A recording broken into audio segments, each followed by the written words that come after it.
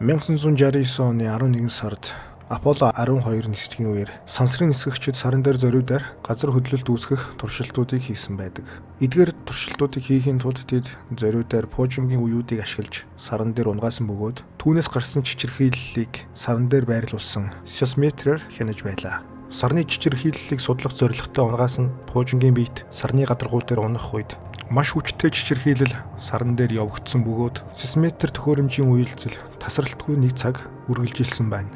Энэ тэрхүү чичирхийллийг судалж байсан эрдэмтэд сарыг яг л сүмийн хонх дуурах үед мэдрэгддэг чичирхийлэлтэй адилхан байсан гэж тэмдэглэж авсан байна. Гэвч сар ингэж чичирхийлэх нь хэв үзэгдэл байсан уу? Тэдний багаж хэрэгслээр цуглуулсан газар хөдлөлтийн мэдээлэл нь таамаглаж байснаас хамаагүй удаан үргэлжилсэн бөгөөд чичиргээний ер бусын хэв маягийг илрүүлсэн нь энэ байлаа. Дэлхий дээрх эрдэмтэд энэхүү нээлттэнд эргэлзэж сарны бүтцийн талаарх одоо байгаа онолуудтай өгөгдлүүдийг нэгтгэх гэж оролдож байв. Тэд маш олон дүн шинжилгээ мөн онолуудыг дэвшүүлж байсны дотор сар хөндий байх боломжтой юу? Түүний гадаргуу доор байрлах хөндий орон зай байгаа юу гэсэн эргэлзээ төрж эхлэв.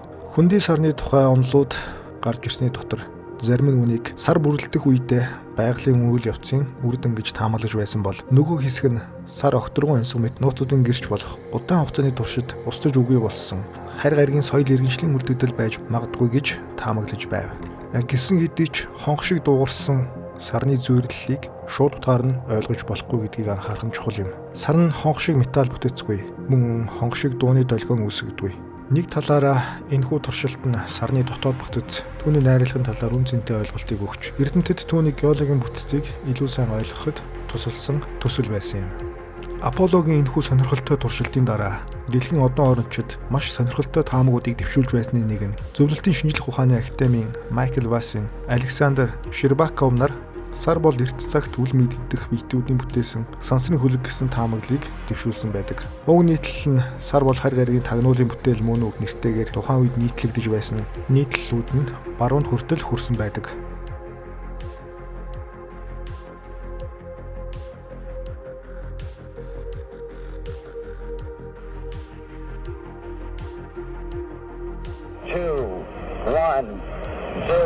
All engine running.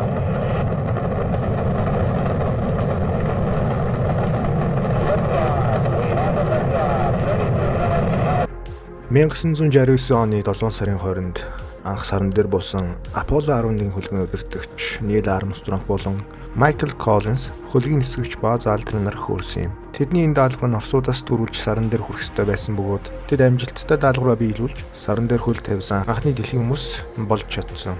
Үүнийг Америкийн ерөнхийлөгч асан Джон Кеннеди гардан явуулсан байдаг. Тэдний саран дээр очих хамгийн гол даалгавар нь юу байв? Хэдийгээр Оросуудаас түрүүл саран дээр буусан дэлхийн анхны хүмүүс болж чадсан ч Нил Армстронг саран дээр хөл тавьсныхан дараа Америкийн Кеннеди хөлгийн төв рүү холбогдож саран дээр амжилттай хөл тавьснаар зарласан. Энэ бол 1969 оны 7 сарын 20-ны өдөр байлаа. Ийхүү анхны хүн саран дээр хөл тавьж Америкчууд өөрсдийнхөө хүчрэг бүрэн гэдгээ дахин баталж чадсан юм. Гэвч НАСА болон Америкийн засгийн газар дэлхийн нийтээс ямар нэгэн зүйлийг нууцласаар ирсэн нь Аполло 11 багийн гишүүдийн саран дээр олж ирсэн нууц мэдээллүүд багтаж байв. Тэдний нэг болох Алдрин нөгөө хоёртоо болон төв штаб руугаа хандан "Хөөе, тэнд ямар нэгэн зүйл хөдлөөд байна. Хурц гэрэлтэй юм. Энэ юу юм болоо" гэсэн яриа байлаа. Энэхүү харилцан яриа нь НАСА-гийн архивт одоо хүртэл байдаг бөгөөд олон нийтэд ил гаргасан материалдаа энэхүү харилцан яриаг багтаасан байдаг. Хэдийгээр саран дээр судалгаа хийх зорилгоор НАСА өөрсдийн олон хөлгүүдийг хөөргсөн боловч тэд дахин сар руу яваагүй юм. Маш олон учир нь үл ойлгохдох зүйлүүд тэнд болж байна. Тэнд харийнхан эрдэс олборлох бааз байгуулж маш том байгууламжууд баригдаж дэлхийд харагдааргүй олон нисдэг биетүүд тэнд эзэгнэн суурьшсаар байгаа юм. Армстронг анх саран дээр газарсны дараа энэ газар аль хэдийн эзэнтэй болсон байна. Бид энд өргөдөх ёсгүй хүмүүс байна гэж тэмдэглэсэн байдаг. Саран дээр харийнхны амьдрал өнгөрөөд хэдэн 100 сая жил болж байгааг бид мэдэхгүй ч орчин үеийн дэвшилтэт технологи, сансар судлал одоо оронгоор илүү их зүйлийг судалж тайлагдаагүй зүйлсийг олдны өмнө ил гаргасаар ирсэн нэг том нээлт нь сарны нууцуд юм.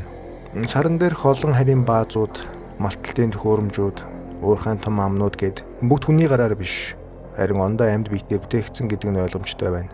Эдгээр олон зүйлсийн хамгийн сонирхол татаж байгаа нь сарны өндөр самхууд билээ.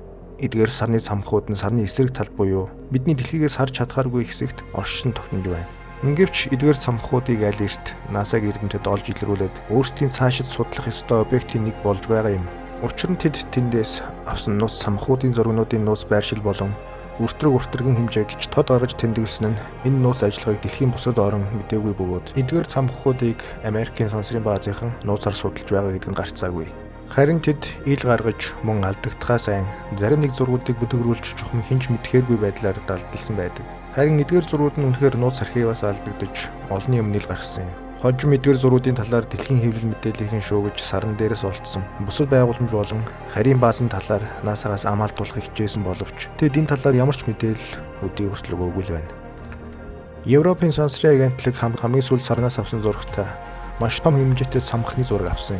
Энэхүү зураг дээр том солирын тогооны баруун талын дээд буланд самхаг хэлбэртэй зүйл харагдаж байгаа. Харин энэхүү харж байгаа зураг дээр өндөр самхыг их зурдаас нь авсан байна. Энэхүү өндөр самхах нь өргөн болон өндрийн хэмжээгээр тодорхой гаргаагүйч Эйфелийн самхахаас даруй хэд дахин том гэдэг нь батлагдсан. Харин дараагийн зурган дээр шовх үзүүр дээр од хэлбэрийн зүйл байрлуулсан энэ самхах нь харийнхны туршилтын хайгуулын радар гэж тэмдэглэсэн юм. Эдгээр харийнхны барьсан самхууд нь богино долгион үсгэж хоорондоо харилцдаг антин байх магадлалтай. Дараагийн зурган дээрх өндөр самхыг хажуу байдлаас нэг завсан бөгөөд хамгийн доод хэсэгтээ тойрог бүхий байгууламжтай. Түүнээсээ дээш бөөрийн хിവэр өрсөн мэт зүйл нь харийнхны төхөөрөмжийн нэг хэсэг байх магадлалтай юм. Одоо харж байгаа зургаас та бүхэн сарны харийнхны судалгаа хийж байсан малталтын зургийг харж болно. Зурганы гол дээр хар том нүхний зүүн талд дээш үргэлжилсэн цагаан зам байна. Энэ бол ямар нэгэн авраг төхөөрөмж ойролцоогоор 400-аас 500 м хэртэй газар түрэн явсан байгааг харагдаж байна. Харин энэхүү ойртуулж авсан зургаас илүү тод харагдаж байгаа нь нийт уртлаг нь 2.8 км байгаа бөгөөд зурганы хамгийн доод талд байгаа харийнхны төхөөрөмжний сүүдрийн өндөр нь 490 м байгаа юм. Уг төхөөрөмж үнэхээр өндөр бөгөөд ямар нэгэн зүйлийг маш нэхур судалж байгааг тогтсон мөрнөөс харж болно. Нарны аймаг 4.5 тэрбум жилийн өмнө бүрэлдэж эхлэх үед ангараг гарагтай ижил хэмжээний аврах чулуулаг дэлхийд мөрлснөөс үүссэн их хэмжээний тоос хэлтэрхээс сар үүссэн гэж мэрэгжилтнүүд үздэг. Сар дэлхийн адил тэнглэхээр иргэдэг атлаа бидэнд нэг талаа харуулдаг мэт үзэгддэг. Энэ нь олон сая жилийн өмнө дэлхийн татах хүчний нөлөөллөөр сарны тэнглэгээ эргэх хурд удаашрсантай холбоотой юм. Тойрог замд тасан зогсох үед нь эргэлтийн хурд нь тогтворцсон байдаг. Бусад гаригийн дагуулуудад ч мөн үүнтэй адилхан ижил зүйл тохиолдсон. Сар бол өндөг шиг хэлбэртэй. Төв нь геометрийн хувьд төвд нь бус төвөөсөө 1.2 миль буюу ойролцоогоор 2 км-ийн зайд оршдог. Жилээс жилд сар дэлхийгээс холдож байгаа. Дэлхийгээс сулгайлсан эрчим хүчээ сар жил бүр 3.8 см-ээр нүүхэд ашигладаг. Судлаачдын тогтоосноор сар бүрлдэх үедээ дэлхийгээс 14,000 миль буюу 22,530 км-ийн зайтай байсан. Харин уг тоо өдгөө 280,000 миль буюу 450,000 км болж тэлсэн байна.